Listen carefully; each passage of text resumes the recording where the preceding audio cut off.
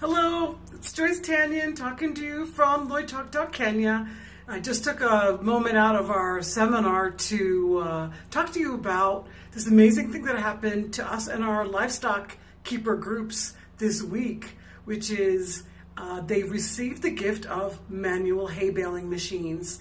And this is perfect timing for our groups to get these things. They'll be using them hopefully during the coming rainy season, where they'll be able to practice what we've been teaching them, which is grass conservation and grass storage. And so they'll be able to cut the grass and put the grass in the hay baling machines and come up with these really nice compressed, tight bundles of delicious food for their cows. And a few groups have actually already started building grass storage houses. So they'll be packing them in there, and they'll be the first ones in their village to have it, and hopefully start a trend.